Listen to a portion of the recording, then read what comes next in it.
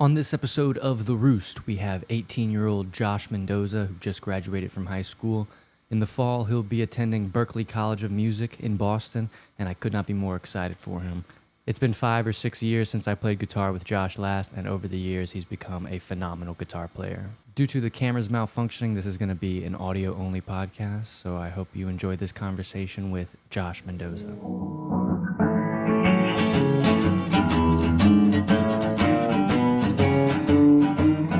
We're in the studio with Josh Mendoza, and Josh just graduated high school, so congratulations, man. Thank you. Tell me a little bit about, what's been going on, what you got planned for the future. Yeah, so I just graduated high school. I planning on tackling social media now. I got some songs in the works. I'm gonna release a cover soon. Just writing songs, writing riffs, playing around town. I'm excited now that I'm done with high school, occupying my time. Now, I know you got accepted to Berklee College of Music. I did. Are you going? Well, I am going. I'm going to try it out for a semester, see how it is. Maybe I'll stay for a year, maybe not. But I'm excited for the opportunity and blessed to have the opportunity. So, yeah. Yeah, man, that's a big deal, man. That's, yeah. You're going to be exposed to some unbelievable people at your age. Like, yeah. You are who you surround yourself with. And to be surrounded with people that dedicated and that musically inclined is gonna rub off no matter what. Yeah. So even if you just stay for one semester or a year or whatever, I'm stoked for you, bro. You're gonna come out the other end a completely different player. Oh, I'm excited. Yeah. Dude, I mean, in like no time at all, you're gonna realize the crazy potential that humans have. I mean, I can't imagine some of the cats they got walking around there. So, good luck and, soak it in, man. Yeah, that's awesome, dude. So I had to take what I got from Louisiana, all this, and bring it to Berklee, and then get what I have from Berklee and bring it back to Louisiana, So have you thought at all what you would do after Berklee if you were definitely like solo musician, like doing my own thing, Do you think you'd stay in college though? No, probably not. Oh, really? Mm-mm. Really? Yeah, it's interesting, and that's.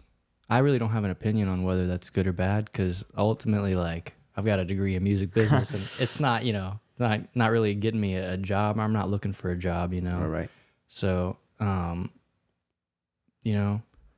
there's definitely a lot of debate whether it's worth it or not. Yeah. So that'd be cool just to go grab that experience while you can, man. All right. Take as much as I can out of it, Yeah. And I mean, if it happens, I'm going in with an open mind. If it happens, maybe I'll stay for 4 years and everything. But after, I'm planning on, taking it full speed ahead career-wise. If I were you and like I could do it all over again and like go for it, I'd go in there, try and meet as many people as possible. Say, hi, my name is Josh Mendoza.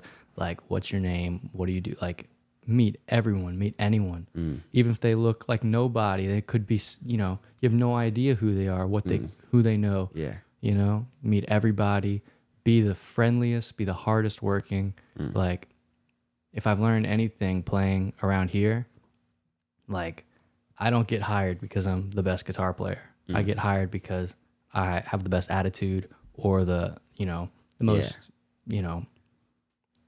the best chemistry with that group. It's like your attitude and your personality is going to matter so much more than are you some virtuoso? Yeah, right. Whether you are or not, Yeah. But yeah, man, I'm stoked for you, man. You're gonna be around some people that are really gonna push you to be better, because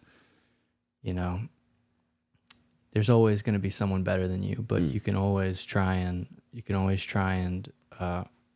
you're honest with yourself, you can always try and make yourself better. You just want to be better than yourself yesterday, man. Yeah. So I think the goal as any musician is to be the best that you can be and be the best thing that you do.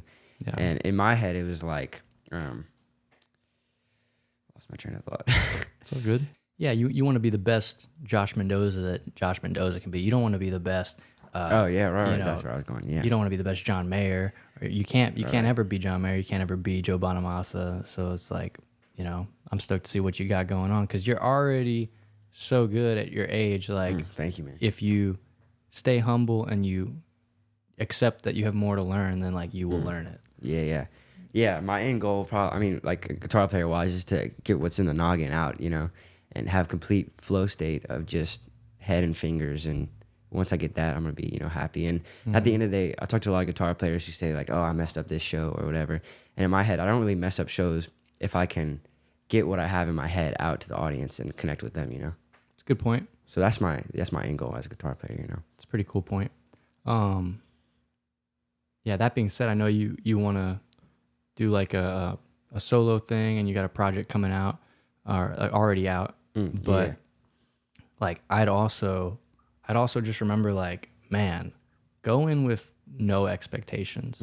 Like, you know, you have no idea if you're gonna meet like the craziest singer in the world over there. You could, you know, like, don't write any of your plans in stone, because if you go over there with a completely open mind and a completely open attitude, then you'll be able to flow and wiggle into any situation, you know, and you'll be lean, and you'll be flexible. Right. And so you know, sometimes if you put blinders on yourself, say this is what I am, this is what I'm doing, then you might miss a really big giant opportunity. Right. Yeah. You know, so it's definitely cool to show people what you got, but always remember like the biggest thing has never been made yet. Like or like it's like you don't want to ignore the opportunity that's there. Like like no, I get it. Yeah. Like there's this song by I don't remember who it's by, but it's called Unanswered Prayers, and it's like this guy basically met his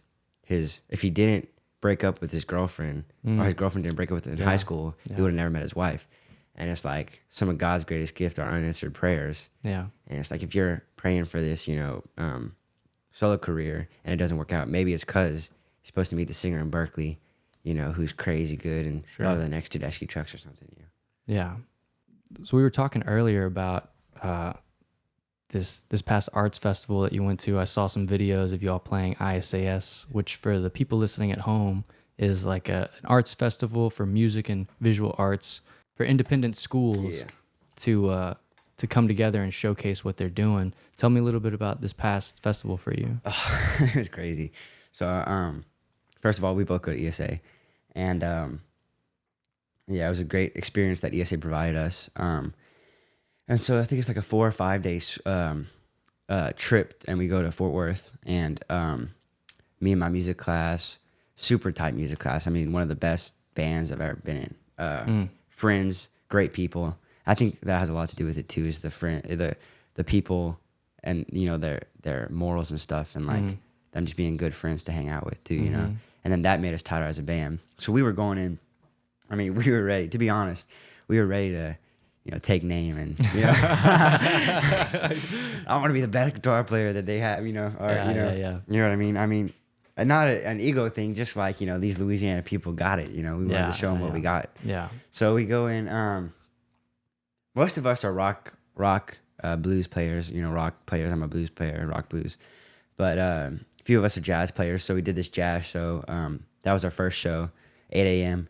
It was cool. Everything went perfect. It's like an hour slot, but it's an hour including set down. So this was like our first run through of like what it's going to be like setting down, tearing down, and it went really well. We ended early. We got all the songs done. I mean, it was sick. We have adjudicators too. We had very good responses, very good critiques. So it was awesome. We got to take that into consideration and listen to that and dissect that. So it was awesome. Then after that, we had the coffee house stage, and that was really sick. It was kind of a warm up to the rock stage, and so we did song. You know, it was. I mean, they were still rock songs, but it was more chill. So we did like, you know, like Layla or like Sultans of Swing or some acoustic songs that we wanted to sing. So that went really well. And we started telling people about this ESA playing at the rock show. This whole week we were like, me and my friends, actually our trick, I don't know if it worked or not, it seemed to work. We were like, so let's say you're my friend. Yeah. Hey, dude, you heard about this band playing at 8 o'clock tonight, ESA? I hear that. So we would go around the halls, you know, talking to each other like, dude, I heard there's this crazy band, ESA. And then we tell people too, we'd be like, man, you have to come out to, what are you doing tonight? I don't know, what am I doing tonight? You're coming to a rock show 8 o'clock. Yeah. So we spent the whole week, because the rock show was the second to last day, had like an 8 o'clock time slot. It was perfect. Yeah. 8 or 9, I don't remember. Yeah. But So we told everybody, made a lot of friends that way too. I mean, because normally you don't really go up to random people just to like, as many as we did. I mean, we were talking to everybody, and we're just like, then you say, hey, come to a rock show. Oh, well, we'll come to your rock show if you come to ours. And we're like, all right. So got to meet a lot of musicians that way, a lot of friends. So it was awesome. I met a lot of good people there. But then, you know, the buildup was for that rock show. We've been practicing this rock show. We got the set list tight. I mean, we were ready. We were locked in. And so we get dinner at the festival, and we head to the rock stage like 2 hours early just to see one of the bands that we met. And we see that the sound, the equipment is off the stage and on the side of the stage, and we're like, what is going on? Like, so we asked these people, and they're like, oh, like they said the wind's too bad, like we can't be on stage because it's under a big tent. So they're worried about the tent blowing away. And we're like, oh my gosh. So we go up to Mr. Smith, we bring in the big guys, and we're like, Mr. Smith, we need your help. Like they're not gonna let us, like we're worried that they're not gonna let us play on the stage. And he's like, all right, I'll talk to him, whatever, you know. So he goes talk to him, we're waiting. This is like now like an hour before our show. And we talk to him, and he's like, I don't think there's anything we can do. It's not like it's out of our hands. And we're like, okay. So this band's playing before us, they're killer. And then we powwow, you know, we get together as a group, Mr. Smith and the music class, and we're like, Mr. Smith, like, what do we do? Like, this is horrible. And he tells us this story about when he was at a festival and the rain was so bad, and his band was the only one that got canceled. So they moved through the audience, just like him holding a snare and an acoustic guitar, and the audience surrounded him. And it ended up being like one of the best shows of his life. Just fun, you know, low pressure. And they actually ended up making the newspaper headline for that festival because it was like, you know, they made the most of the moment. Yeah. Wow. And so that made us, you know, think, and together as a group, we were like, we got to make the most of this moment. And just make the best of it, and, you know, show them what we got. So we set up, the band ends, and then we go up and we set up, and we're ready. We're rocked and rolling, and we start this song called Foreplay. We do Foreplay Long Time by Boston, but it's just Foreplay, and To Carry On. And we start, you know, and everybody goes crazy. they're like, it's like a circle, like a circle 5 deep around us, 5 people deep around this band that we're having, and we're so tight. It starts, and everybody's screaming. Then we stop, you know, carry on my wayward son, and everybody screams. I'm like, everybody knows this song. And then after that, we hit it. You know, we're hitting the ground running. We nail Carry On, and then the lights are starting to dim, and it's getting dark, and then people start getting their flashlights out, and, you know, we go through like Voodoo Child, In the Air Tonight, Impossible Germany, Master of Puppets, a couple of other songs, you know. And I mean, it was crazy, the love that we got from Fort Worth and the people over there, and it was such a cool community that we got to meet. And I think that the big lesson that I got was make the most of whatever you have in that situation. Going back to like the Berklee thing or whatever, it's like you got to make the most of whatever is given to you. And I think that was a great lesson and a great experience. One of the best nights, if not the best night of my life, honestly. I mean, it was insane. That's awesome, man. Well, there'll be many more. Many more of them. Yeah, I mean, sometimes it's unpredictable. I'm trying to think if I've ever had like a show get canceled or anything like that. Oh yeah, I mean, definitely canceled, man. I once played a gig. We were outside the Legends Annex, and we were playing, you know, I was playing a little cover band, Hazy Days, and we just got pissed on. There was no cover, no awning, anything. All our gear got soaked, and we were just running to the inside the bar and stuff because it was outside and stuff. But, you know, that made me realize anytime you're playing an outside gig and there's no awning, bring tarps, bring trash bags, bring like a big like box of hefty gallon bags. Just store that thing in your car, man. It starts raining, you whip that stuff out. You know, throw them bags on there. I had that one time, and we were playing, and it was raining, and my wah got wet, and it like ruined the wah. Oh no! But dude. I mean, after that was fine. But I love that. Like, brand new wah, and you know, but blow dryer, and it was good. Dang, man.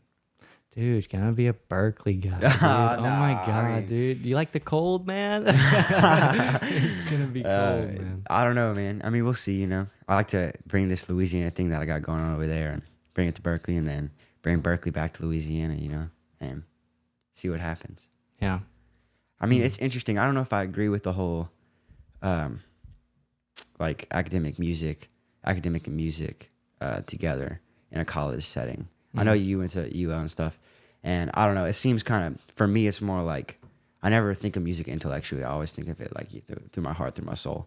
So it's gonna be interesting to like either try to connect what they're teaching me to, what I'm doing, or we'll see. So I'm excited. Yeah.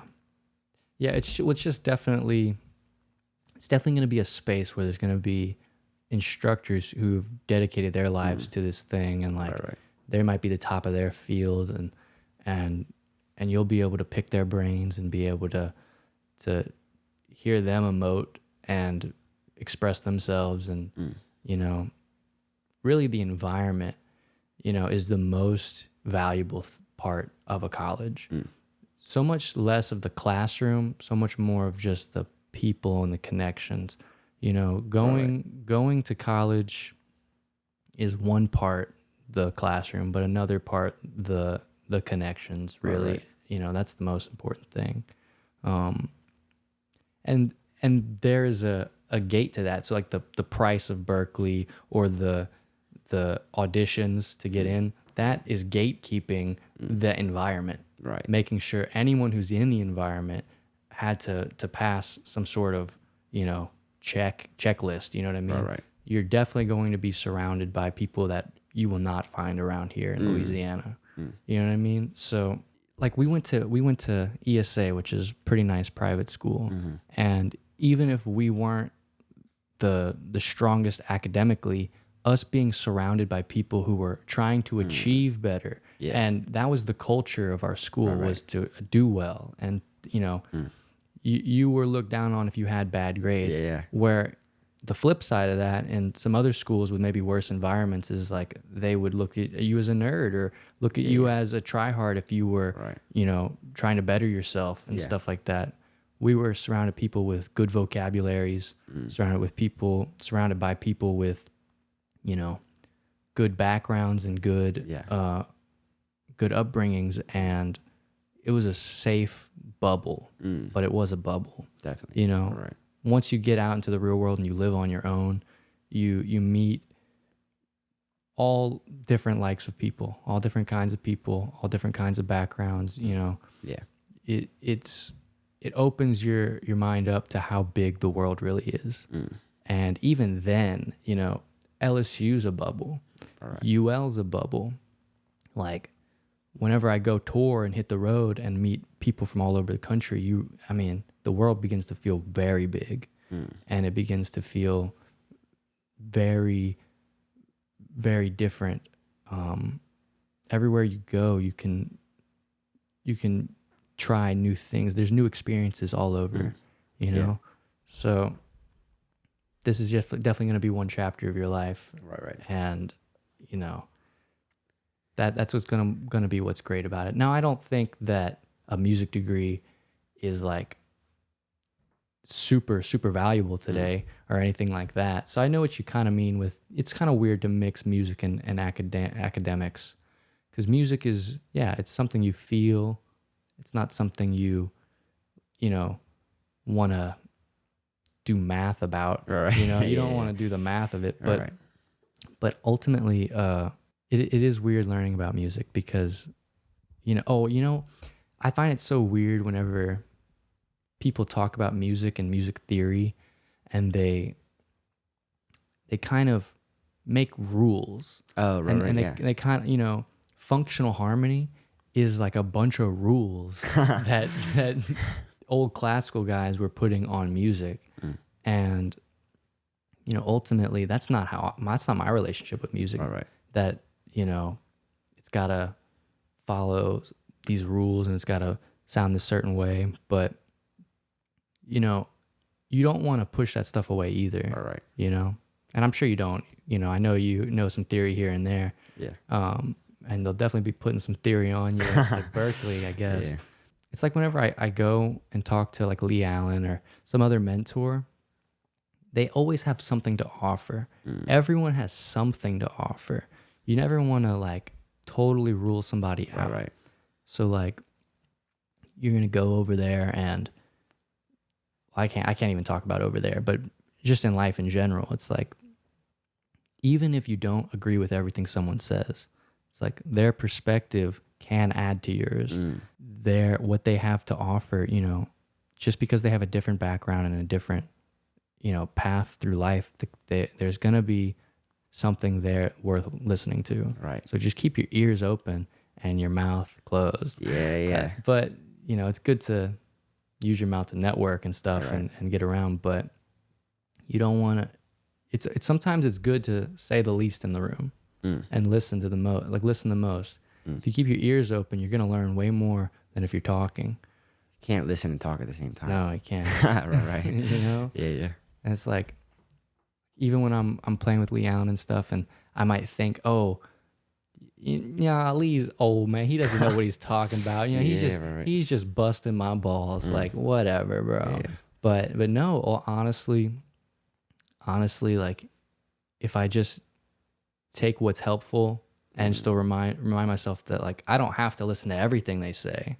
You know, Right. I don't have to become who they want me to become, but they'll still influence me for the better and that. So you know what I mean? Yeah, that's why. Yeah, I definitely feel fortunate for the opportunity to go to Berklee because I'm going to meet so many people with completely different mindsets, completely different backgrounds than I have, and being able to take what they have and put it into my gumbo, and whether that's a drummer or a singer or Can you cook at all? I cannot. Cannot cook? I can cook Eggos. Man, if you cooked a gumbo at Berklee, you'd make all the friends in your dorm room. That's a good idea, actually. Oh yeah, dude. My cousin cooks a mean rice and gravy, so he's trying to trying to teach me, but You'd make all the friends, dude. Yeah. I don't know what food's like over there, but How about you? Can you cook? cook some cook a mean toast, bro. Oh yeah. I can do some toast really well. Yeah. Do some eggs, can do eggs. Eggs. Yeah, I don't cook much, man. I'm really good at heating up things. The microwave. Yeah. Pretty good at the microwave. I got a good system down. Take a paper towel. Yeah. Put a little water on it. Okay. Put it over. When it gets in the microwave, it steams up a little bit. And the steam cooks it. Yeah. That's pretty useful. Yeah. Yeah, man. I'm like a eat cheap kind of guy. Yeah. I still eat out, but just trying to prioritize I don't need fries. I just need the protein. I just need like a little something to get me through, or scoop of peanut butter or something. Right. But so I'm curious, so when I was in high school, your playing was very different. I mean, a lot of your playing has stayed the same, but now you've evolved as a player. Yeah. So I'm curious how the people that you like your influences have changed throughout your musical journey, like on a high level. It's kind of weird to talk about influences because I don't want to say that I don't pay attention to my influences, but let's see.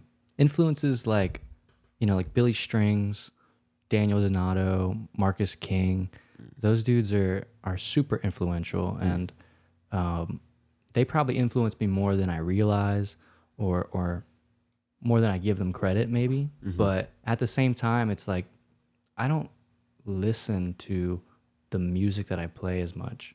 Interesting. I listen to the music that I need to learn for gigs, and then I end up basically evolving through playing live more and more. I'd say most of my evolution has come from playing on stage, night after night, and just becoming more comfortable with the fretboard and like with the sounds that I like, and finding them on my own, something I identify with. I feel like I was much more influenced when I was younger in high school and stuff like that.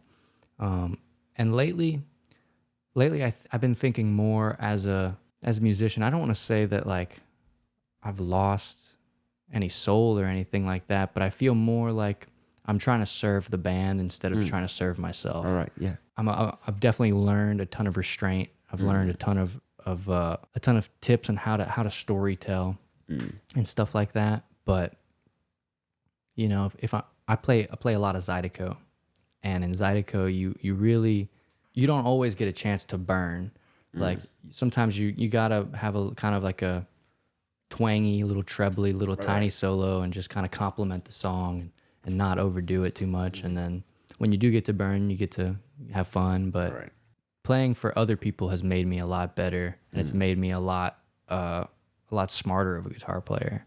And like, you know, like Bill Smith was telling us the other day, like, you know, save some of the flash stuff for later. Like, you know, if you're storytelling, you wanna build, and you wanna make sure you don't give the audience everything in the first song or whatever like that.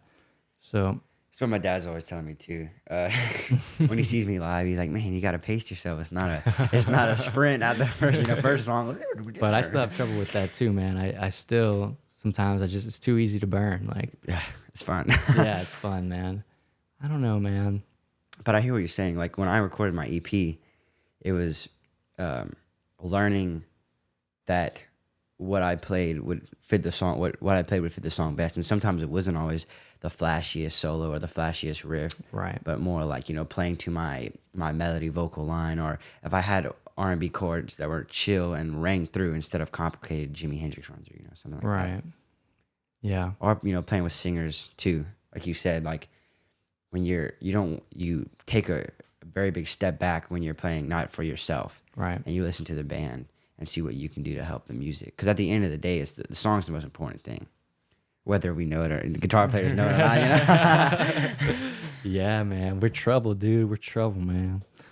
Oh, I know. And playing for myself has been fun. It's been interesting, but at the same time, I'm still not convinced that I know what I am yet, which I thought I did. I thought I had a pretty good hold, and that's why I started coming out with all this blues stuff and all that. But at the end of the day, it's like you gotta play the music that feels good to you and that you love in your heart, and not play for other people. Not right. We grew up in Louisiana, so I feel like we're very influenced by that. We're very influenced by traditional music. Yeah, right. You know, music's very old school and traditional around here, and we don't really get a lot of international acts, as in like different genres coming through Louisiana. Yeah, people really don't tour through Louisiana as much as they should. Right. You know, so it's like we aren't exposed to all that's out there. So I don't want to write the same blues song that everyone else has written already. Like, I feel like by putting myself in a box, I'm stopping myself from doing the thing that's never been done before. Right. And I definitely want to see that all the way through. Yeah. I just had a session at Dockside past month, and we cut like 8 songs, and there was probably like 3 different genres in the song. Yeah. And 3 different genres throughout the whole session. And you wouldn't normally package them together or try and promote this as a brand. You know, it's not very cohesive. And all the advice I'm getting is like, you know, you really don't want to confuse your customer. You know, you don't put a disco song on a blues record. Says who? Well, but it does make sense. And so I'm not trying to put disco on blues record. I went in there and did all those things to kind of see what I liked, felt them out, and see which direction I'm going to go in. I'm going to have to kind of choose one or two and try and make my sound work, you know? So interesting. Yeah. See, when I was making the EP, I was thinking the same thing. Like, I had a breakdown because I was like, I'm not bluesy enough. My songs are. What am I doing? Yeah. You know, because for me, I always felt like playing the blues was an honor, especially for like some, you know, as you said, we went to like very fortunate to go to like ESA and stuff like this. So when I would play the blues, I would try to give it everything I had and like honor the blues, coming from, you know, a privileged, you know, privileged background. Right, exactly. So when I was writing these songs, I was like, oh man, like, is it like, am I like, tough enough or like bluesy enough to do this? Or so some of that was there too. But at the same time, I think being your authentic self is more important than anything. And people, the people that are listening to music know if you're not being authentic, And after getting some feedback from the people, from like people that listen to my music, I was talking about like, oh, like if I have like an acoustic song on this my like next album, I'm like, I wonder what it's gonna like sound like. And this is what they said. They were like, if you're your authentic self and people connect with you, then people are gonna connect with your songs. It doesn't matter what genre it is or anything. But at the same time, I see where you're coming from, where you have to market yourself. You have to be like, But yeah, it's a challenge. Yeah, I mean, I'm telling you, like in that Dockside session, we had an EDM song right next to a punk song, next to a Rage Against the Machine song, Wow. next to a blues song. All right. Like, That's crazy. and that's just what comes out of me. I feel strange today. I was talking to my band last night about, I feel like I shot myself in the foot by becoming too versatile. Oh, interesting. So I feel like everything I do is authentic, but at the same time, it's like there's such a wide range of things that I love that it's so strange for me to try and cut out parts of myself. All right. It's like Interesting. I when I was growing up, I didn't shy away from classical music. I didn't shy away from rock or from, blues, anything. I was trying to learn as much as possible and become as good as possible at everything that I could. And now it leaves me in this place where I love everything, and I've got all these songs that are like my brain children. They're like my children. I want to see all of these songs grow up to be full-grown adults and thrive and flourish. And now I've got to kill some of them, or leave some. Put them on the sidelines. I've got to leave some behind, and maybe one day later they'll come out. But that's kind of a sad thought to me. So I'm just navigating, how am I going to do this thing? And before I release any music, I'm going to really think about what I am trying to do, because I've got a lot to think about. And that's such a first world problem, dude. That's such a privileged problem, because like, oh, I could be anything I want to be. Oh, boo-hoo. But that's just the funny situation I'm in right now. I think, so I had this happen to me for my guitar playing, because I was listening to so many different guitar players, and they were all bluesy, but they all sound so different. And like, Eric Gales and Derek Trucks, Gary Clark Jr., John Mayer. And I was like, how do I get all this to go together and to make my sound? Like it didn't make sense to me. How could I put Eric Gale's licks next to Derek Trucks' licks? But over time, playing those over and over again, they start to, you listen to those people over and over again, and your head starts to go, oh, like I did a vocal run. Now if I did a pentatonic run after that, it'd be crazy. And so I think like over time, you have all these like separate parts of you, right? And all these like, Rage Against the Machine part of you and blues part of you. And eventually it's going to meet up to make Pablo Pellerin, I think. Yeah. I don't know. Yeah. So I think that's why I'm also holding off on putting my name on it yet. I'm going to try and come up with a band name and stuff. So Nice. To try and make multiple projects. I always thought about that too, is like, if I want to do like an R&B, like if I want to do just instrumental music, like Thomas or something, maybe I could like make a fake name and then just do that. Right. Yeah, very possible. Give yourself freedom. I think that this problem that we have in this day and age is like everything seems so permanent for you. Like not you mess up, but like you release this thing that says Josh Mendoza. It's on the internet forever. It's out there. It's there. Yeah. Your baby's gone, Yeah. So like, it's interesting that that's like a thing we have nowadays, where we can't just, like Buddy Guy could go to a club and experiment, or Hendrix would like experiment with so many sounds at like a club or in the studio, and he didn't care. And maybe that's something we got to do nowadays too. Everybody cares about what other people think about them with social media and everything. Yeah. And constant like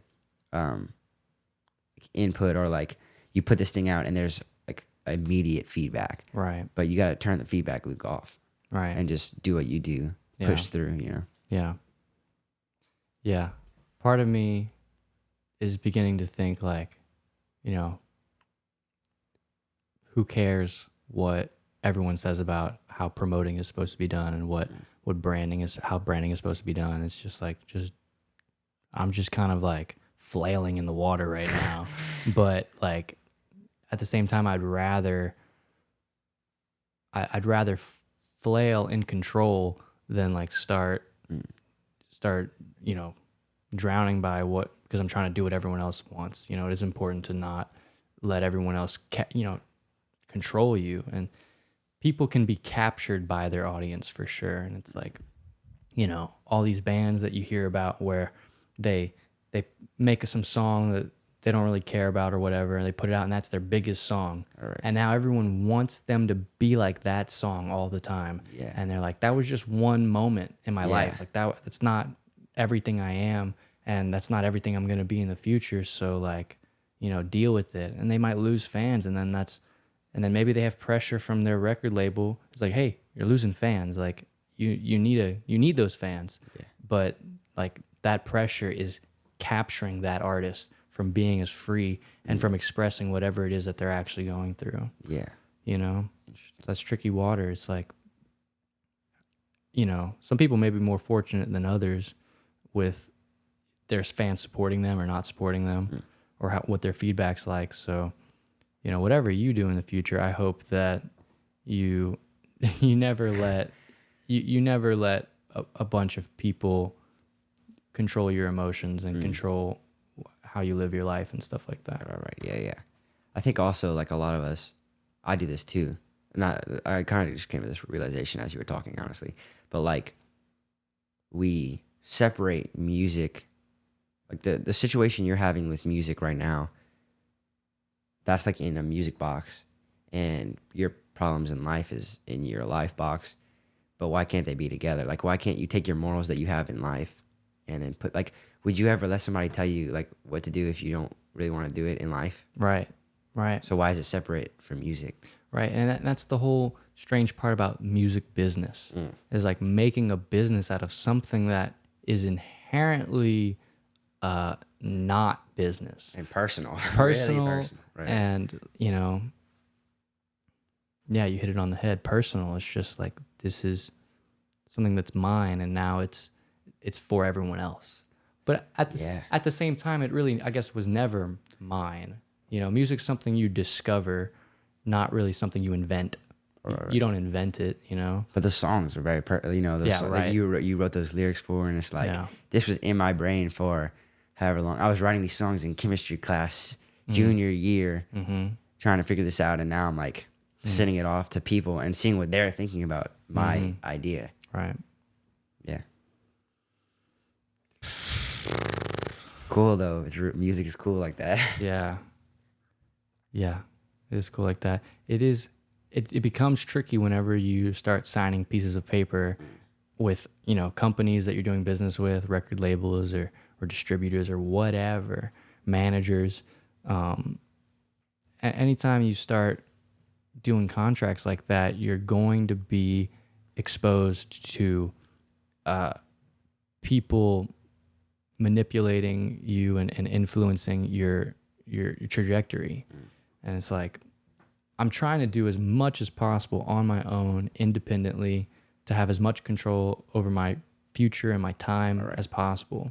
You know, time is so valuable to me. Like, I'm not on a, you know, I'm not like setting myself up for the most traditional route of a retirement and having a 401k and having kids, like a security blanket, like none of that. Music is very much so not essential.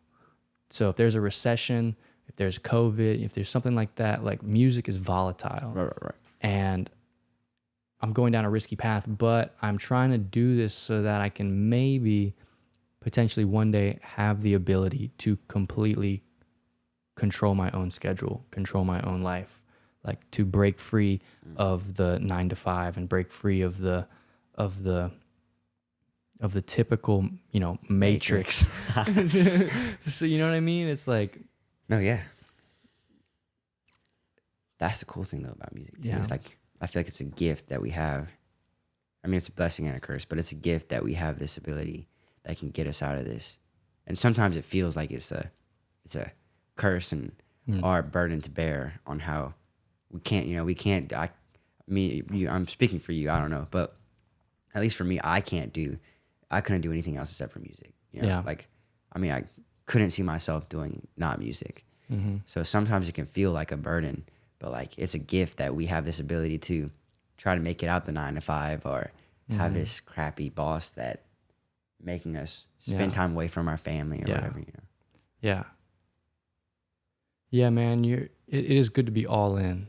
It gets complicated when you try and have a family or you try and have like loved ones or anything like that. I mean, it's just like, I've got a girlfriend right now and it's already become complicated, and it's just like I didn't expect that to happen, and I didn't expect it to alter my view of the future at all, because I thought I was pretty much all in, all set in on this one thing happening. But it makes you consider, is like, man, do I really want to tour half of the year? Like, do I want to be gone away like for whatever amount of time? And 19-year-old Pablo said yes. Like I said, yeah, I want that. I want to hit the road. I want to travel. I want to see the world. And I still do. If I got that opportunity, I'd probably still take it, but it would hurt. But you have more baggage now, I guess. Not baggage, for sure. It's definitely more. I'm less flexible because of it. So I'm very fortunate. My pastor is really good at guitar, and he's probably one of the best guitar player I've ever met in my entire life, to be honest. And my dad and him are very big influences on my life musically and personally, and they introduced that idea to me at recently, but fortunately at an early age, that like I want to have a family, but I also want to do the music thing.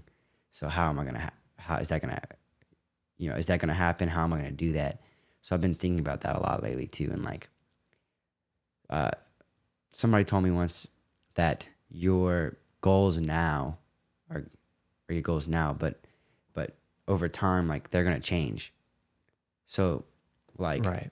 Which is what you're going through. 19-year-old Pablo, right? I'm gonna hit it, and so you can't really I guess in my head I was like, I'm gonna do this for like I get so stressed about how I'm gonna be at 30, right? But I don't know what I'm gonna be like at 30. I don't know what my goals are gonna be at 30. Right. So I guess just gotta do what I believe in now, and align with my morals, and if it aligns with my morals and my goals, then that's all I can ask for. And if it changes, when I'm 24 and I have a girlfriend or I want to get married, then it right changes. But I don't know. Yeah. But it's just like, that being said, it's like I look at people like Joe Rogan and like Bert Kreischer for example, and like there's two different sides of a similar coin, which is they're in comedy, they're in the entertainment business. One tours like crazy, the other one tours kind of when they want to, and it's like, that's kind of my hopes with social media and all of this, is to make a brand and a product that I can rely on and not be forced to hit the road more than I want to. That's exactly what I was plan to. Yeah, right. And I think the thing that Joe Rogan has is his personality. Like I watched this guy named Alex Eubank, and he's this weightlifter and he's this influencer. He's like 23, and he was like, he gets these comments like, "You're not even that swole. Like I don't understand why you're so successful rather than blah blah blah." And he says, it's because I've built my personality and my brand to be marketable or whatever. Like people are attracted to his personality more than his whatever, Yeah. But that feeds itself. Like his merch is selling great wherever. Like if he switches from like raw gear to like another thing, that his fans follow him because they love his personality and they connect with him. Right. And I feel like if we hit it right. It could be the same thing with our music. Right. Like maybe you start out blues player and then you want to switch to R&B or rage or, whatever. Yeah. And then if your fan base likes your personality, then Mm. but music is way more personal. Yeah. And way more. Yeah. So. Yeah. But I see what you're saying about the social media thing. Like that's exactly what my goal is too. Because I definitely want to have a family eventually, and I'm setting up to have a family. I just don't know how I'm gonna get there yet. You know what I mean? Yeah. It's like time can't go back on time. So it's like if you can think about what age do I want this to happen? What age do I want this to happen? It's like ultimately those ages can change as you grow, and like you said, goals will change. It's good advice, but like if can I run as hard as I can at this thing to do as much as possible to set myself up. But then you got to have kind of like, okay, if I'm not doing X by Y, then I need to start changing my plans. Like if I'm not this by that, if I'm not doing X amount of dollars a year by 30 years old, maybe this really isn't working out for me. Maybe I'm fooling myself or whatever.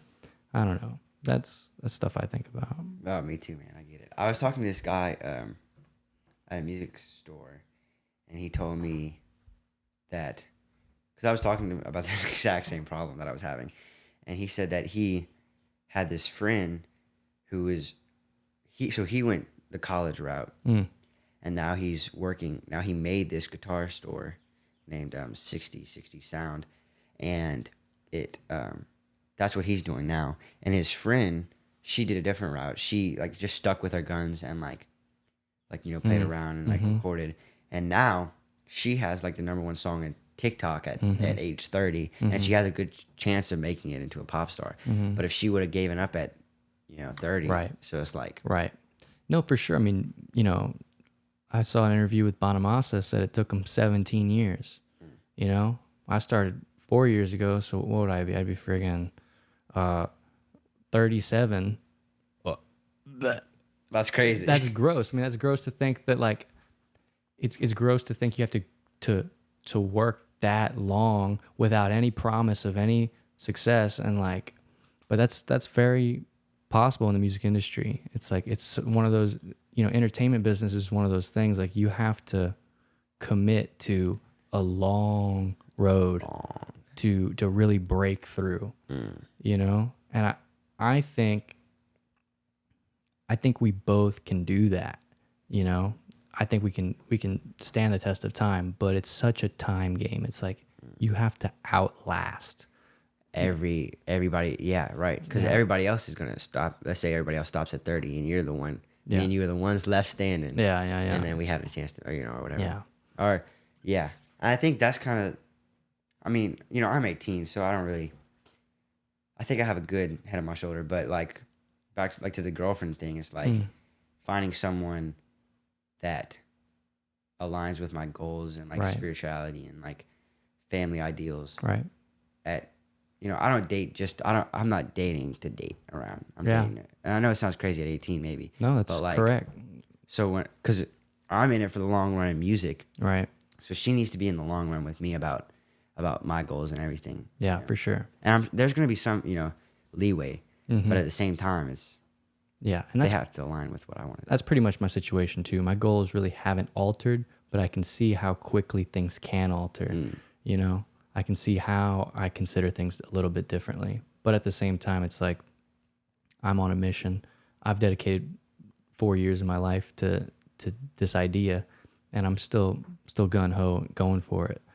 But it is, like you said, having someone who aligns with your values and aligns with your goal, then like it shouldn't matter. And it should make it easier in theory, Right. And like, and I find that it does. It keeps me, it keeps me from being distracted by trying to chase other girls or trying to feel some sort of void inside of myself, and just like I feel supported. I feel like I have someone who's on my team, and that, she's got a career that she's going to follow and that she's going to go do, and I've got a career that I'm gonna go do, and like we both are there for each other whenever we are off. But it's like, you know, just having a teammate, you know, and that's very valuable for sure. Right, especially like in the long run, like a wife. Yeah. She's gonna be the closest person to you for the rest of your life. Yeah. So having that teammate like there for you, is crucial. But that being said, it's like we still haven't gone through any like touring or any crazy distance. So it's like if you can keep your head down and put that, I hope she doesn't listen to this. if you can put off having a girlfriend for as long as possible, bro, you're gonna be way more flexible, you know. Takes a special woman to be married to a musician. Yeah. So I mean, I would feel very fortunate when I get the one. Yeah. And grateful, Yeah, man. But yeah, things are changing. for you at least, and for me. But like, you're starting to think about future way more. Like, right. I'm hitting the ground running right now. Yeah. 4 years later down the road, we'll see. You're where, right. 4 years down the road from me. So and that's the nice thing about, you being in my high school, and like, I always could look at you like, okay, what is he doing? Like, he's doing the podcasting now, he's so like being fortunate to have somebody to look at, kind of see what you're doing is very helpful. Yeah. And it's interesting that I'm starting to catch up to, like, now that I'm out of high school, having those thoughts that you're having about family and like touring and stuff like that. Yeah. But you're 18, bro. Yeah, I know, right? When I was 18, I was getting shipped to LSU, and I was not thinking about family, bro. No, dude. That's kind of the thing that stresses me about, Berklee and stuff, is like, that's 4 years of, and I don't know how intense. I mean, once I go for a semester, we're going to see how intense it is. But like, depending on the intensity, 4 years of not being able to hit as hard as I want to do with my career, can be taxing. Yeah, but man, I'll say this is like, I do see, there's some people that have done their solo career from 18, and while I've been in college, but at the same time, college flies by so quick. And like, I was such a worse person at 18 than I am now. So it's like, there's so much value in growing through college, like, and not to say that you can't still work on your career while you're at Berklee, you'll definitely be helping your career. Definitely, right. So that's not a negative. So yeah, if I was 18 again, if I knew what I knew now when I was 18, I would have a way different perspective of college, because college is like one super short part of your life. 4 years out of 80 to 100 years is like, what you put into college is going to drastically change the outcome of your life. Interesting. Because college is one of the most important 4 years of your life. Because if I would have worked harder and been, a mechanical engineer and seen that all the way through and done what was hard in the short term, it might have been easier in the long term. College is one of those times where like, it's a big decision time. Like, it's where it's going to define the rest of your life the most out of any other 4 years. So like, you want to stay away from bad influences. You want to stay, and I think you're probably going to do better than I did at LSU when you're at Berklee, but whenever you're fresh out of high school, you have to first figure out how to live on your own. And then you have to figure out how to socialize on your own, how to like integrate into a society. And like, the people who surround you are going to influence your habits. They're going to influence your, the kind of people you meet, and those people you meet are going to decide, the relationships you have, as in with females, like, oh, what females am I hanging around? Are these the women that align with my values, or are these women that I just want to be with because they're pretty and they're cute, and oh, maybe I didn't realize that actually they're really, really bad and dangerous for me, and like they really might mess up the rest of your life, like, right, yeah, you know, and you won't always know that. So it's better to stay young and to stay innocent and like not put off growing up, but like allow yourself to be 18.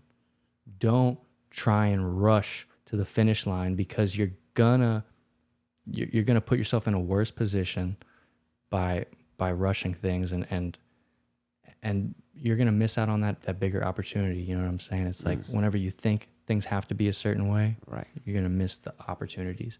Like, I know for me going to LSU, it was very much so like I didn't have enough self-confidence or I didn't have enough self-actualization to know who I was. So going to LSU, I was so influenced by trying to fit into a fraternity, fit into what everyone else thought and what everyone else was doing.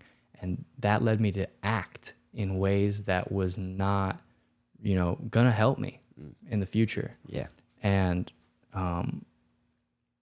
so that's why I'm so excited for you to go to Berklee, man. It's like you're gonna be surrounded by a whole different breed of people. all right. And you know, it's gonna do you a lot better. It's funny when you were talking about influences and people that were influencing you, going back to like when you were talking about the managers and stuff, maybe like thinking about how those people affect you in just your everyday life. Imagine how they affect your music career too. Right. And like that's my big thing, is like putting together a team that aligns with me, whether that's, you know, my wife, a manager, my band, you know, because I think it would make life so much more easier in the long run. Like, let's say I don't make it till I'm 37, God forbid. Right. God forbid. Having those people there supporting me and like, you know, having the same values is probably more important than making it. Right. Because if you make it with, you know, people that you don't really care about, it's like there's a quote, I'm gonna butcher it, but it's like being rich and not having anybody to share it with. You know? Right. Yeah. If you're surrounded by people you love, you're wealthier than you think. Yeah, for sure. You know. Yeah, and just going back, I don't mean to beat a dead horse or anything, but like, I'm jealous of your youth, man. It's like if I was 18 again and I knew everything I knew now, I would have just been so different. Like, not to say that I've royally fucked up my life or anything. Like, no, I didn't really, but like, you know, sometimes it feels like that whenever you miss the opportunity to plant some of the seeds that you wish you would have planted, you know? And now I'm planting them, and now I'm on a way better track, and I've got a great setup going on. So I'm super, super happy. But just like being young, you got to grow up. You have to learn how to be an adult and how to feed yourself, make money, and do all that. That's very important. But you don't ever want to think that like you need to be doing what some other kid your age are doing or whatever. Like, because I mean, I don't want to diss anybody, but like, I look at these kids, some of these kids in my grade, not to be mean, but you know, and it's like, you know, they're like drinking and partying. Right. I hope they don't watch this because they don't know who they are. But they're like, man, like, you know, I went to a graduation party, and that's everywhere, you know. And it's like, oh, let's go to Nighttown. Right. Like, really, dude? Like, yeah. Is Nighttown gonna? I mean, I get having fun. Yeah. And like, you know, you just graduated and stuff. But like, is Nighttown really gonna help me in the long run? You know. Right. Or am I gonna do something stupid with somebody? Right. And like hinder my, you know. Right. Whatever. Exactly. Because the next day I'm gonna be, you know, I've never experienced this, but you know, the next day I'm gonna be hungover and like, you know, whatever. Yeah. And like, I think aligning yourself with your goals and sticking with that. And music saved me a lot of trouble in my life. About like, I never felt left out or anything, like not going to parties, because I would just go to my room, play guitar. Yeah. You know? And like, that was way more fun to me than going flirt with some stupid girl that's drunk at a party. Yeah. That I'm never going to talk to again after, you know, or like whatever, or like getting drunk with my friend, you know what I mean? Yeah. So I think that's like, And that's why I'm so grateful for music in general too, is like, that's like what was given me as, I think, I'd say as a gift from God, like, and like having that lot, like guiding light in my life has saved me so much trouble, made me so many friends, like that I would have never met. I was cool in high school because I played guitar. I mean, if I didn't play guitar, I may be like, I make friends pretty easily, but like nobody would know who I am, you know, if I didn't like, I mean, just very grateful for the ability to like, of music and like the love for music. Yeah. Yeah. That being said, it's like, still don't put too much value on being cool, or don't put too much value on people knowing who you are. You're going to get to outside of high school and no one's going to know who you are. Right. No one, zero. I went to LSU. There's 30,000 kids. I knew nobody, you know. It's like, it felt like I was completely invisible. That's what it felt like, you know what I mean? And that took some getting used to, but it's freeing in one sense. It's freeing to not have some small community where everyone knows what you're doing. All right. You know, but it takes some getting used to, you know? Yeah. And it's way more important to be happy with yourself and no one knowing who you are than trying to have everyone, you know, trying to shout about yourself in the room, you know, trying to be the loudest in the room. That's not what you want, you know. You want to be humble, and you want to make sure you always remember that everyone is equally valued. You know, it's like the problem with ego really is thinking that you're worth more than somebody else, or like your life has some sort of different value, right? Or your experience is more important, and you know, no one really deserves special treatment. We're lucky, you know, we've been privileged to get the cards dealt to us the way they are.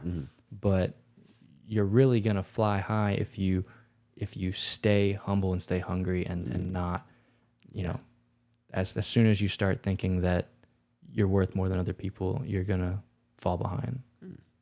You know? Yeah. So, and that's hard to do. It's hard to do because, you know, when you see improvement and you're better than you were yesterday, you're better than some version of yourself, then you start to think that you're better than other people. And that people smell that. And people, you know, will turn that down, because that's part of chemistry. Chemistry is something that is felt through the air. It's something that's like, it's like the way a string vibrates, and that vibration, you know, pushes the air. It's a physical phenomenon. It's like people's attitudes and people's perceptions of themselves are felt by everyone in the room. And so it's super, super important to always respect everyone equally, and to be humble, and to just be eager to be better, but never forget that even some kid who sucks, like, at whatever he's doing, like, is still, you know, a human being, you know? Yeah, definitely. It's cool. Yeah, man. And that's the kind of thing, like, I've seen it before, man. Kids who are great guitar players get turned down because they don't have a good perception of reality, and they don't have a good perception of their place in the band, or their place in society. And it's like, you know, I've been on tours where, say it's a big entourage of people. Like, we're touring with 5 tour buses and 3 semi trucks, and there's a stage crew, there's a lighting crew, you know, sound crew, musicians, security. All 100 of these people are touring together. We're all on the bus. We're sleeping in bunk beds away from our families. Like, we're all going to do this thing. We're all there, but only the musicians are on stage. Only the musicians get the limelight. But at the same time, it's like you have to respect all of those people, because everyone's putting in work. Everyone's there to make this thing happen. Couldn't happen without any of them, you know, anyone in particular. And it's like, you have to always respect, you know, everyone as a human being. And that's professionalism. That's what it means to be, you know, to be a good hang. Interesting. Yeah. You know, it's like, and some of those some people were just there to sell merchandise, and they're on tour with us too. And like, we're playing one arena, everyone has to pack up, leave that night and go play the next arena. It's the same people. We're all eating the same catering backstage. Yeah. We're all eating the same food, but it's like, you know, some of those people got paid more than some of the musicians on that tour. Right. Yeah, interesting. Because some musicians pay to get on tour. You know, if there's a big tour and you're a small artist, you know, but you have, say you've got big management, that big management has big pockets, they can pay to put you on a big tour so you can be exposed to a big audience, right? So say Joe Bonamasa's got a big old tour, but Josh Mendoza's a small blues artist. You got a big manager. He's going to put the money up front to put you on that tour, expose you to his audience. Maybe you'll steal some audience, but you're going to have to pay that money back. Right. But that's not the point. Point being, some people are paying to be there. Some people are getting paid to be there. And we can't always think, oh, the spotlight's on us. Like, it's all about us, because that's just not the reality of it. It's like, the reality is there's a lot of people working hard to make something happen. So, you know, even if it's just the guy moving your guitar case, he's just as valuable as you are. Do you find camaraderie in that, like, idea that everybody's there to make, including you, to make like this show happen? Like, how did that make you feel as like a musician? Did it change your mindset a little bit? Like, I'm here with all these people, lights, you know, the people that are doing the food, just to make whoever I'm playing with, you know, the show happen. Right. It definitely did change my perception, man. So whenever I played these arena tours, it was like big league stuff, right? But it made me realize how I'm such a small puzzle piece. Like, I'm such a small piece of this giant production. Right. And it definitely did change my perception, you know. Obviously, there's different levels to musicians, and some have been in the game for a long time and have earned the respect to you know, have more authority, like more say whenever we're walking back there. You know, I'm just an opening act guitar player. It's very different than being Snoop Dogg. But at the same time, it's like, to just be a small piece of that, like my relationship with like the merch guy or the sound guy is like, oh, okay, look, we're all seeing everybody do it, seeing everybody wake up. Everyone's so tired. Everyone's exhausted. Like, you have to, you know, the show ends at the arena. You get on the bus, go back to your hotel, sleep for 3 hours. Then you have to wake up and get on the bus to travel to the next city, you know, in time. And you get to sleep 3 hours on the bus. So your nights are all broken up. Like, you don't get a solid session of sleep. Right. So everyone's exhausted. Everyone's tired. Seeing everyone show up and still do it and still have a good attitude, that was like, oh, man, like, respect. Interesting, yeah. You know? It's like, people are really away from their families doing this thing for a living, and you got to respect it. You know, it's just, it definitely changes your perception of what it takes. It takes a lot. All right. You know? It's crazy. Mm-hmm. Yeah. Yeah, seeing everyone be exhausted, that's a little bit of camaraderie, man. Everyone, you know, kind of makes a joke about the food or whatever, but it, you know, we had good food, but like, just trying to make a joke about sleep that no one got, and then showing up and doing the work, having a smile on your face. And that's where the good attitude comes in. When everyone's exhausted, no one wants to see a diva guitar player like, like, you know, where's my pedal board? Like, you guys didn't move my pedal board where I said, or like this or that. And it's like, that's not what it's about, man. Yeah, right. You know? Yeah. Like, you gotta have a good attitude, because you'd have no idea what everyone else is going through. And people are working hard, and people have been working hard. And that's another thing too. It made me realize, like, the people who are at the top been doing it a long time. So it's like, you always have to pay respects to the people who've been doing it longer than you, because it's hard and it's very demoralizing sometimes. Sometimes you feel like you don't have any motivation to keep going, but some people stick through it. So even if someone's playing and maybe you don't like their playing so much, just the fact that they've kept up and they haven't been demotivated and like they've stuck with it for longer than you have to respect them. You have to always respect your elders and respect the people who came before you, because it's very grueling and it's hard and it's like exhausting. And you know, if they keep up with it and they're still doing it 10 years later, then they obviously are working hard, have worked hard, and obviously they love it. And so, you know, that's the most important thing, man, is the respect for other people. If you remember that, man, you'll be good, man. You'll be good. It makes sense, yeah. If you remember that, like, you're gonna fly high, because you just gotta be easy to work with, and that's the majority of it. You know, we played the show. We only played a 30-minute set. You know, we're doing all this work to play 30 minutes. Crazy, right? Yes. But think about that. 30 minutes is such a small fraction of time compared to all the time that we're traveling and hanging out together. So if no one likes to hang out with you, they don't care how well you play in the 30 minutes, because we're on the bus for 48 hours or, you know, whatever the tour is, you know what I mean? Like, you have to be a better hang and a good person before you get considered to be a good guitar player. Like, interesting. Yeah. Yeah. Yeah, that makes sense, because like there's thousands and thousands of guitar players that could take your place. But like being the humble one, putting your head down, like showing your respect. Not a lot of guitar players do that. No. No. And like, if they don't do it, then they're not big. You know what I mean? That's the big point. Like, I had the chance to see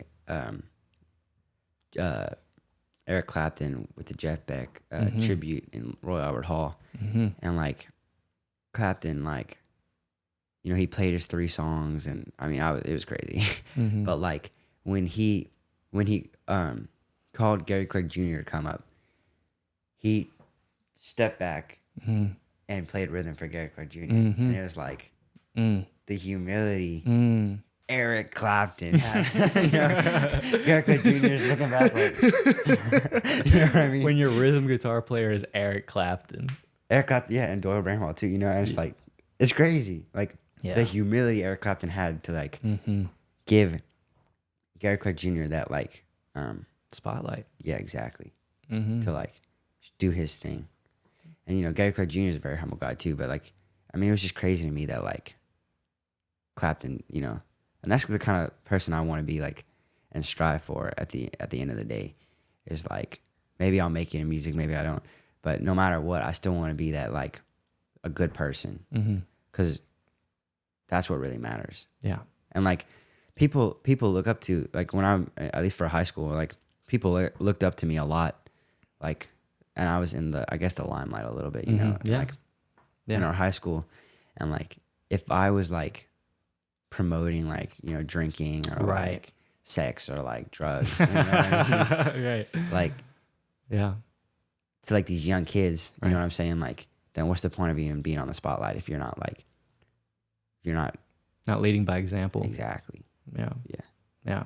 And that's, I mean, like a lot of those guitar players that are like, you know, like Hendrix. I mean, I'm not saying Hendrix was the perfect guy, but like there's, I mean, everyone about Hendrix says he was humble off stage, and when he was on stage, like, you know, he did his thing. But when he got off stage, humblest guy ever. Yeah. Derek Trucks, you know, I've seen him 3 times, and like I actually like snuck in and watched him like set up and stuff, and like he like led. He was like the group, like he was leading, but he was so humble. Like, you know, when he talked to anybody else, and all those guitar players that have made it were humble the whole way, and like they paid their dues to get where they were. You know what I'm saying? Yeah. But like them leading, like a kid like me, you know, looking up to them. So when I play, I want to do the same thing. Have somebody just be like, earn the admiration. Because just because I'm a guitar player, good guitar player doesn't mean I should get admiration. You know? Yeah. Yeah. And that being said, is like when you're trying to talk to somebody and you're trying to find it in yourself to humble yourself, like I always just try and remember there's no amount of success that's gonna make you immortal. There's no amount of success that's gonna make you live forever. And everyone's gonna face that. Yeah. And like to remember that equalizes everyone. It's like that levels the playing field. Like we're all just out here playing in the sand. Like we're having a good time. Just remember that it's play. Even though we're working hard, it's like remember it's temporary. To enjoy it, to do it to the fullest, but it's temporary. And if we get too caught up in thinking that this is set in stone, it's like we're going to lose sight of the fact that we're playing. Yeah. You know? Right. I'm working hard, but we still play music. We don't work music. Yeah. You know? It's like that is a privilege to get to play in your career. But don't get too stressed out because it is temporary. You know? Interesting, yeah. That's a good point. Like I get so stressed out about like oh no, like how am I gonna make it? Like there's no way I'm gonna make it or whatever. Yeah. But like it's temporary at the end of the day. Yeah. And like and going back to the thing, like giving somebody, like when you're playing live, you give somebody your all and try to connect with them. That's all they can, that's all we can do. And like the thing that I always thought about live performance was cool was like you're never gonna play that again the same way. Yeah. And so like giving that to them and giving them your all, that's all we can ask for. Yeah. As musicians. Yeah, you're sharing this moment. The moment is even more temporary than a whole life. It's like we're sharing this one moment together. And that's what's so important about a live event opposed to like when COVID happened, trying to do all this online stuff. I mean, it doesn't work because people need to gather together to share one moment and share that air. As that air is being pushed and that air is being moved, that's hitting everyone in the chest. Like that is a shared experience. And as the tension is released and relieved, people feel that together. People, can all relate to that, and that brings people together. And that's the kind of thing that heals people, because without anyone saying anything, people are feeling the same thing. Yeah. Right. It's like putting a bunch of people on the same page. How can you put 500,000 people all on the same wavelength? That's a crazy thought. Crazy. But, Woodstock happened, and then people realized like, yo, you could have a crazy amount of people come together peacefully and share a moment and like everything be okay for a moment, Yeah. It's like, that's powerful, man. It's crazy. Yeah. Yeah. We get to do that, man. Dude, it's crazy. Yeah. Yeah. That's how I felt, about like going back to ISS. That was my first experience of like, I don't know, I mean, feeling that like everybody, like, it was like my age, like, and it was like, we were all in the same, like, we were just there to have fun. And like, I mean, it was like we were all locked, everybody's moving the same way with whether it's their hands, whether it's my guitar playing, it's like everybody's locked in on one wavelength and like this one moment in time, like never going to happen again. But like, that's the power of music. Yeah. Life is so distracting. Like there's so many things that grab our attention. Social media, all it does is try and take your attention and, redirect your attention. But, live music is one of those things that makes people forget about all the weird things they were worrying or thinking about. Like, and dancing does that too, It's such a physical experience that it gets you out of your head. And that ties in with like good guitar playing, getting out of your head and getting into the moment. And that's the flow state, is like the ability to be in the moment, to escape from all the mental torment and all of that. Like, Yeah. that's what people really strive for. It's like this true escapism. I wonder if people realize, like the audience realizes how therapeutic music is for like us on stage as much as it is for them. Because like It's true. for me, like when I'm have like a guitar solo, it's like everything stops, and like I bring all the pain that I had like through my day or through my month or whatever, and I just throw it up. You know, it's like like give it up, it's done. Yeah. You know? And like the music takes the place of that. Yeah. And it's like a refresh. It's like a shower music. You feel clean after. You know, it's just like, I mean, it's crazy, and it stops my mind completely because I don't have to think about. When I'm playing a solo, I'm not thinking about what my fingers go. I'm not thinking about what I had lunch yesterday. I'm thinking about like I'm not like my mind's just blank, and like sometimes like it's crazy what comes out too. You know, when you listen, and you're like, wow, can't believe I did that. Yeah, humbly. Yeah, no, I feel that too. Sometimes live, I totally impress myself. I'm like, I never did that before. Yeah. Like, I can't believe that happened. And that's only, and if you didn't record it, then only the people there got to experience it, and the rarity and the just the pure, like, passion and the unexpectedness, the unplanned, the spontaneous, the moment that you could not predict, you could not replicate, you could not, you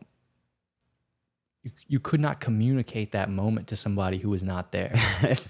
Yeah. You know, your drummer hits that snare, right? Or like that crash, right? Yeah. It's crazy. Yeah. Yeah. That's awesome, man. Excited. Yeah. That's awesome, dude. I'm super excited for you, man. Thank you. For real. Yeah.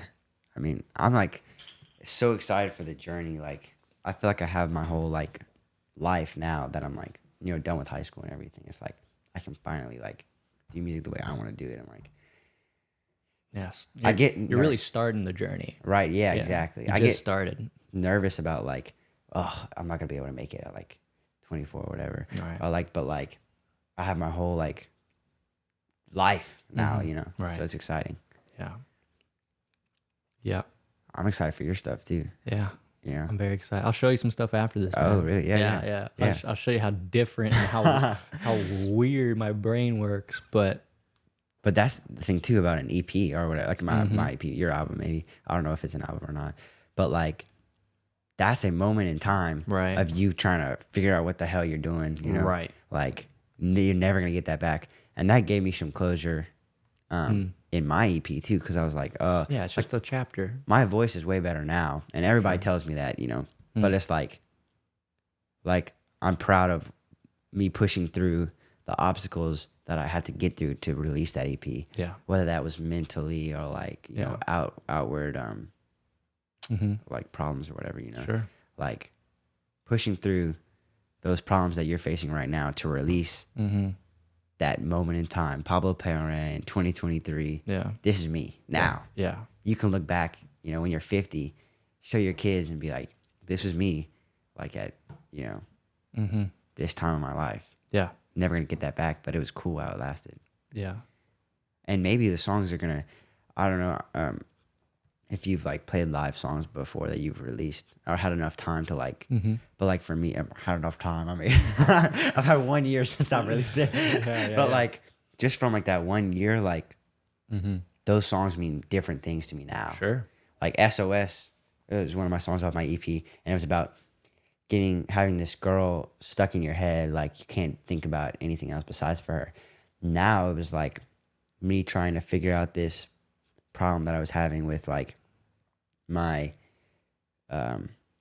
parents and like the Berklee thing and like being divided with that situation. Yeah. I was like, I need help. Yeah. I need an SOS. Wow. I can't get this out of my head, and I'm getting put. So the song says like I'm lost in your ocean, but the ocean was really now my two parents pushing on me to make a decision, and like that song means something completely different to me now than Wow. it did. Yeah. Yeah, man.